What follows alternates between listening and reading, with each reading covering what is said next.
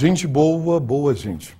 Hoje é dia de conversa sobre a inculta e bela língua portuguesa.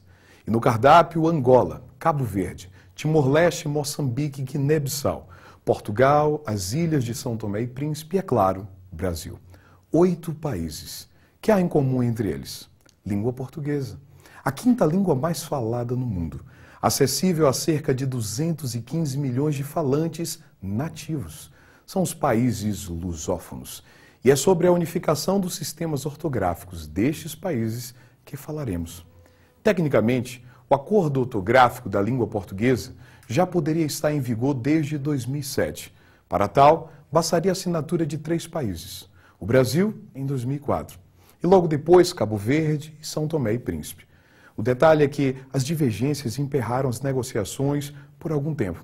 Aliás, isso já data de um longo tempo. E é aí que a história vai nos ajudar. Até o início do século XX, tanto em Portugal quanto no Brasil, uma ortografia que se baseava nas articulações do latim ou do grego era seguida. Imagina, por exemplo, que farmácia era escrito com PH, dicionário e cabelos com consoantes duplas, estilo e lírio carregavam Y, e a palavra pronto era quase impossível de se compreender a um leitor do século XXI. A partir daí, querido, as coisas mudaram. Em 1911, respirando o frescor da recém-proclamada República, Portugal estabelece convenções que alteraram significativamente o português escrito. A questão é que esta reforma não mantém diálogos efetivos com o Brasil, ficando os 2 países diante de 2 ortografias bem distintas. Em 31, um acordo é proposto, mas só tecnicamente assinado pelos 2 países, visto que as diferenças saltavam às vistas. Com o fim do Estado Novo no Brasil, em 45, Portugal tenta novamente a unificação ortográfica. E, obedecendo ao placar anterior, não será legitimada pelo Congresso Nacional Brasileiro. O Brasil guardava-se ao direito de regular a sua escrita a partir de um formulário ortográfico, aprovado pela Academia Brasileira de Letras em 1943. Somente em 71, confirma uma simplificação do seu sistema ortográfico, a fim de minimizar atritos com a escrita de Portugal. A partir de então, o acento circunflexo diferencial, por exemplo, quase deixa de existir. Corte e corte do verbo cortar passam a ser escritos de igual modo, assim como esse e a consoante S. E para o alívio dos mais novos, saudade perde o trema. Vamos combinar, até porque era muito feioso. E depois daí, Tarsis, tentativas frustradas de unificação. Até que em 1990, embora não sejam menos tímidas as divergências, avoluma-se entre os países lusófonos o então acordo ortográfico da língua portuguesa. Sua discussão chega aos nossos dias, sem pretensões de unificar, mas ao menos de minimamente padronizar. O fato é que agora, além do Brasil, Cabo Verde, São Tomé e Príncipe, Portugal também assina as preliminares da proposta, o que dinamiza muitíssimo as possibilidades de aprovação do acordo na comunidade dos países de língua portuguesa. Dentre as mudanças, 6 dicas bem representativas. Número 1. O trema morre para palavras portuguesas ou aportuguesadas. Linguiça e 50, por exemplo, perdem um sinal. Assim como tranquilo e bilíngue. Note que as pronúncias em nada serão alteradas. Número 2. Oficializadas finalmente para o alfabeto as letras K, W e Y, ficando obviamente restritas a abreviaturas e símbolos, ou a grafia de nomes de origem estrangeira como Franklin, Darwinismo, Taylor, Baroniano, Wagner. Número 3. Os ditongos de pronúncia aberta, el, ei, oi, só serão acentuados nas oxítonas, de modo que nas paroxítonas adeus ao acento. Assim, assembleia, heróico, ideias, jiboia, europeia, já não contarão com o antigo acento agudo, que derrubou muita gente nas sabatinas de infância.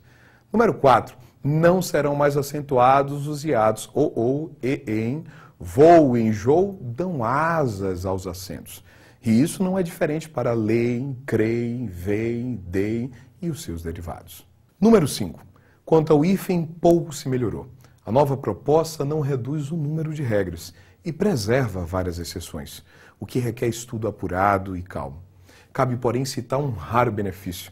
Não se usa mais hífen quando o prefixo termina em vogal e o próximo elemento começa por R, por S ou por uma vogal diferente. Por exemplo, antirreligioso não tem hífen. Veja, termina com vogal e o segundo elemento começa com R, assim como contra-regra. Antissemita não tem hífen. Termina com vogal e o segundo elemento começa com S, assim como minissaia. Autoestrada, que termina com vogal, e o segundo elemento começa com uma outra vogal, só que diferente, também não tem hífen, tal qual hidroelétrica. Tarsis, falamos sobre as mudanças que comprometem substancialmente a escrita no Brasil. Mas e os portugueses? Na realidade, eles pagarão um pouco mais caro que nós. Ao menos uma vez, isso tinha que acontecer, concorda? Enquanto as alterações no Brasil giram em torno de 0,5% do vocabulário oficial, em Portugal esse percentual, acredite, é superior a 1,6%. Daí a demora na confirmação do acordo. Nos dois países, há quem se oponha sob o pretexto de que isso custará muitíssimo aos cofres da educação nacional, bem como ao mercado editorial, que em Portugal teme a discreta, mas expressiva presença brasileira na África. Mas há também quem acredite que, através dessa iniciativa, as culturas serão mais aproximadas e a própria língua portuguesa, a charmosa língua, será realçada em cenários internacionais. Pois bem, dentre as alterações mais representativas para Portugal, número 6, a eliminação das consoantes mudas. Neste quesito, o Brasil em muito já se adiantara. Nada mais de actual e sim atual. Correcto, por exemplo, passa a ser correto. Óptimo, ótimo. Por outro lado, algumas palavras terão dupla grafia, igualmente respeitadas. Aspecto ou aspecto. Por exemplo, sector ou setor. Cotidiano com QO ou CO. Úmido com H ou sem H. Característica ou característica. Percepção ou percepção. Facto ou fato. É isso. E um detalhe, você que prestará concursos e vestibulares, cuidado com as redações diante do acordo ortográfico. Não tente impressionar fazendo uso de vocábulos desusados. Eles mais servirão de tropeços que de bonificação. É preciso dar tempo para que todos os trâmites do acordo sejam oficializados e popularizados. Em seus anúncios, Portugal faz referência a 6 anos de transição. No Brasil, apesar de já haver preparos na licitação de livros didáticos com a nova ortografia, a acomodação para a reforma sempre esteve prevista para a partir de 2010. Como sugere o genial Miguel de Sousa Tavares, calma, todas as éticas são evolutivas. O que hoje é normal, amanhã será horrendo. E o que hoje é crime, amanhã será banal. Lamentável é saber que no Brasil, essas palavras também denunciam a memória curta desse povo que pouco aprendeu a se ler.